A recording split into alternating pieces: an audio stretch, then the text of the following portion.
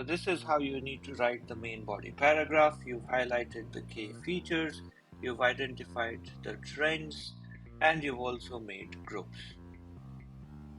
Now doing this shouldn't show you around 8 bands. Welcome back everyone to Click English.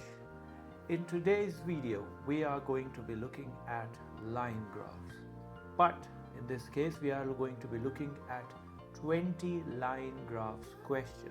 And we are going to figure out the best way on how to write an 8-band answer for these questions. Now these 20 questions I have picked out randomly from the internet.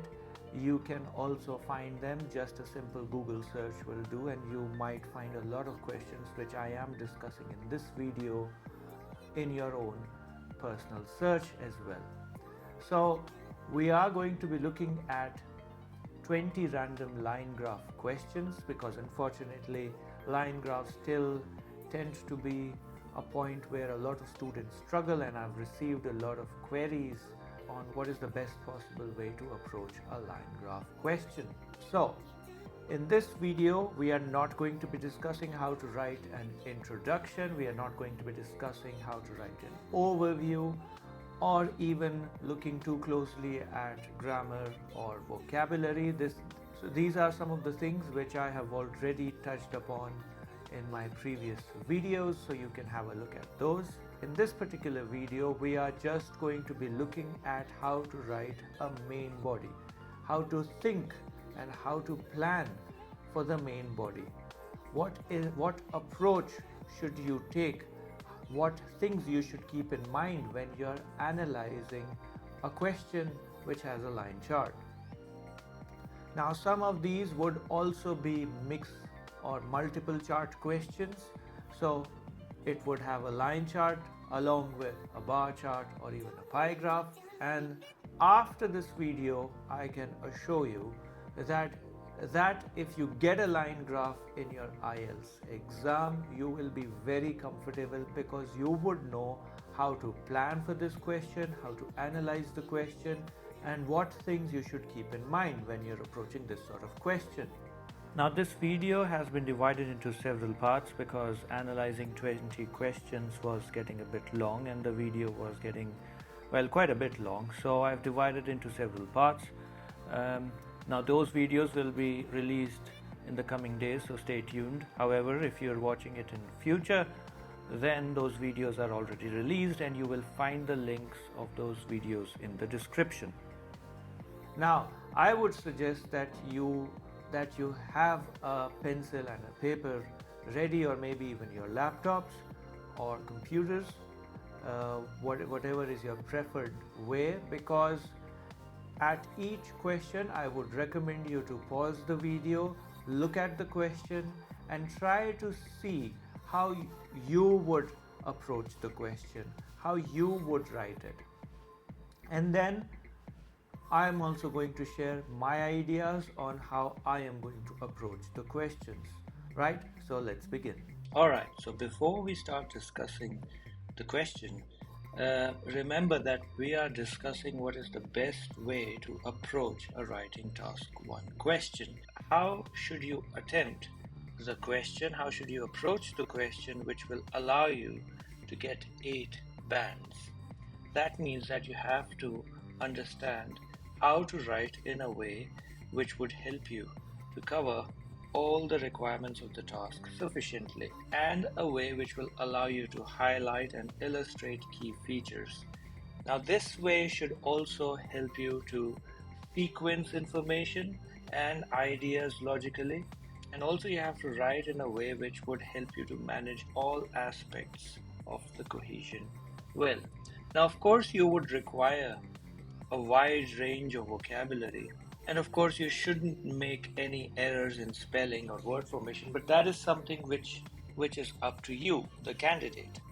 I here will tell you the best way to approach the question, which means that we are not going to cover lexical resource or how to improve grammatical range and accuracy. However, we are going to discuss how to get band 8 for task achievement, and also for coherence and cohesion. So if you know how to approach the question, you can ensure that you are scoring well in these two parameters. That is 50% of your score, and that is what we are going to discuss in this video.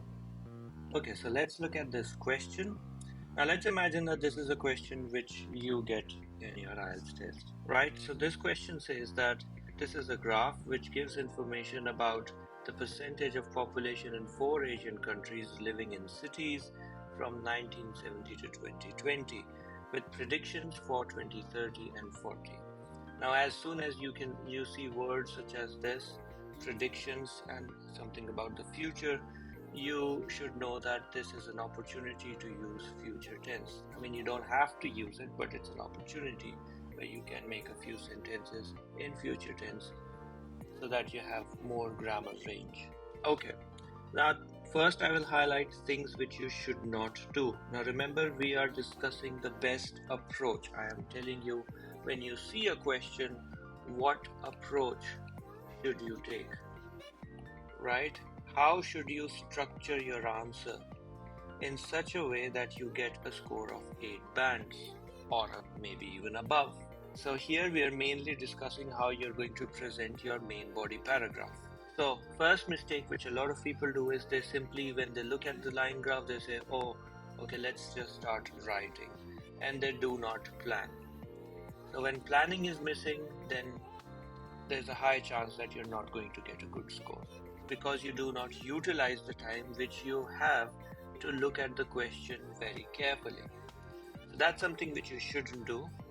And a lot of people, even when they plan, they don't plan properly. So they look at only a few things. Now, a majority of students, they start writing like this. So for example, they see, well, let's look at this one. This belongs to Malaysia, and we can see the population was 30% living in cities in 1970, and then it increased, and I will use the word rapidly here. So it rapidly increased, and it reached around, let's say, 75% in 2020, and then in 2040 it is just over 80%. So this is done. Now I will mention this line, which is Philippines. So just like Malaysia, population living in cities in Philippines was also 30%, and it almost stayed that way, or remained stable till 1980, and afterward it grew a bit and then fell a bit, and then increased again and is projected to reach this figure, whatever this figure is. And people will continue to write like this. They will next move on to Thailand and then to Indonesia. So this is a wrong approach, because they will quickly find out that they are writing a lot of words. Yeah, you can easily cross more than 200 words if you continue to write like that. Now, it's obviously you do not have an upper word limit, but you're just wasting a lot of time, and you're not very accurate in your analysis. You're just mentioning everything, but you do not have to mention everything, because it clearly says that you have to highlight key features. Because when it comes to highlighting key features, you need to take two things into account. You need to take a look at trends, and you also need to create groups. By trends, I mean you need to find out what is increasing, what is stable, what is decreasing. That's easy to figure out, right? But you do not only have to stop here, you also have to make groups. Yeah, so you have to make groups of things which are increasing or things which are decreasing. Yeah, this is something which I've also discussed in my previous video. But people will get confused in a question like this, because if you look closely, you will find out that everything is going up, right? Now we know everything is going up because if you look at the start point and the end point, you can see that everything is increasing, everything is going up. So you cannot, then they get confused and they say, well, that, everything is increasing, so there is no opportunity for us to make groups. Well, that's not right. You have to look at trends, or if I say, try to find out patterns. So in this question, if you look closely, you will see that this line represented by Malaysia and this line represented by Indonesia. You can see they are very similar. The pattern which they make is very similar. So I will make now a group. By a group, I mean that I will write about Philippines and Indonesia together.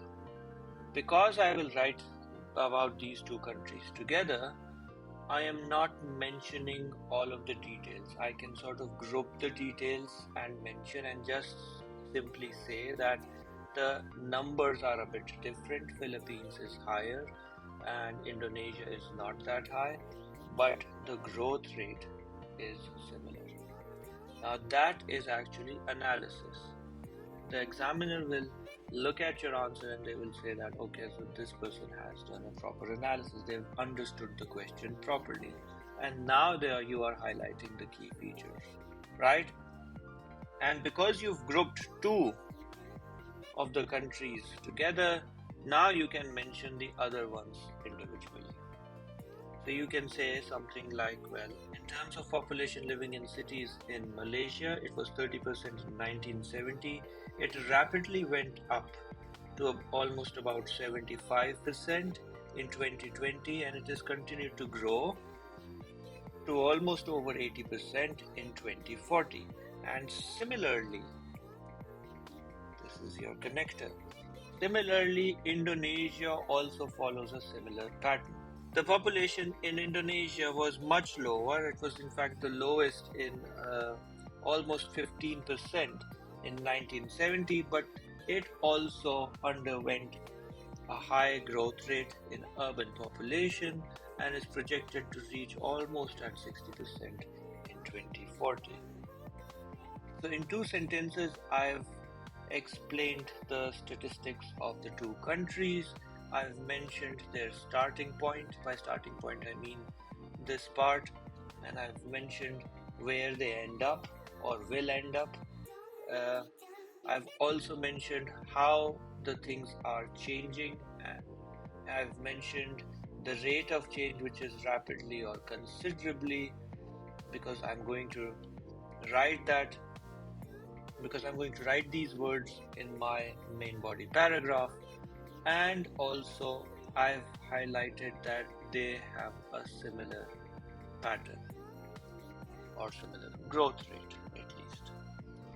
And along with this, finally, I will also mention that in the same sentence that Malaysia has the highest growth, it has the highest urban population living, and Indonesia had the lowest, but in 2040 it will have about this much population. Yeah, so this is how you need to, these are the things which you need to keep in mind when you look at a question. You simply should not start writing, you should look at key features, and when you're talking about key features, you should look at trends and you should find out where is the opportunity for you to make groups. Okay, so let's practice more questions and hopefully you'll get a hang of it. Okay, so now let's have a look at the question. This bar graph below shows average carbon dioxide emissions per person in the UK, Sweden, Italy, Portugal between 1967 and 2007. Alright, so now before we start analyzing, I would ask you to pause the video once again and just analyze the line chart. See if you can identify the trends, and if they are increasing and or decreasing, then you need to group them to simplify the data, right? And along with, you need to also identify what is the highest and what is the lowest, right? So just pause the video and have a look. Okay, so in this case we can see United Kingdom, the carbon dioxide emission per person in UK is decreasing. Now it is true that the emissions are highest in United Kingdom, but we can also see from the starting point and the ending point that it is going down. Is there a similar trend to be seen in any other countries? Well, we can see that Sweden is also decreasing, but only after a slight increase, then it starts going down. So decreasing, yes, but not quite similar. However, in case of Italy and Portugal, we can see that there is a gradual increase. So what you can do is you can group these two together and write about them together. And UK and Sweden, you can write separately. Okay, so for an example, if you have to write a main body based on this analysis which we've done about UK, Sweden, Italy and Portugal, and grouping Italy and Portugal together and writing about United Kingdom and Sweden separately, then you can say, for example, this is just an example, you can say something like, between 1967 and 2007, the highest CO2 emissions were observed in the UK. In 1967, the CO2 emissions were approximately 11 metric tons, decreasing to around 9 metric tons by 2007. So just by reading till here, we can understand that between the years 1967 to 2007, the highest CO2 emissions were observed in the UK. And in 1967, the emissions were approximately 11 metric tons, but they decreased to around 9 metric tons in 2007. Right? You can then move on to describe Sweden, and you can say that in Sweden, the CO2 emissions increased from approximately 8.5 metric tons. So this is just an example, from 8.5 metric tons in 1967 to around 10 metric tons. So in Sweden, we can see this emissions increase, and that's what we've mentioned here, from 8.5 approximately to around 10 in 1977, and then followed by a sharp decline to just under 5 metric tons. So then there was a sharp decline to about 5 metric tons, right? And then you can move on to describe Italy and Portugal, and you can say Italy and Portugal both experienced an increase. So they both experienced an increase, right? And you can say that the emissions gradually rose from 4 to almost 6 in Italy. And in terms of Portugal, you can say that they rose from 4 to around 5 metric tons in Portugal between 1967 and 2007. So I've mentioned Italy and Portugal together. I've mentioned that they both experienced an increase, and I've mentioned their figures that in Italy, the emissions rose from 4 metric tons to 6 metric tons, and in Portugal, they rose from almost around 2 metric tons to 5 metric tons between the years 1967 to 2007. So this is how you need to write the main body paragraph. You've highlighted the key features, you've identified the trends, and you've also made groups. Now doing this shouldn't show you around 8 bands, provided that you've taken care of your vocabulary and grammatical range. Now this was just an example, but it should give you an idea how you should structure your main body paragraph and how you should analyze line charts. Alright, so that was it, friends. I hope by now you have got an idea on how to approach and how to write the main body for a question which has a line chart. So that's it for this video. I hope you've enjoyed it.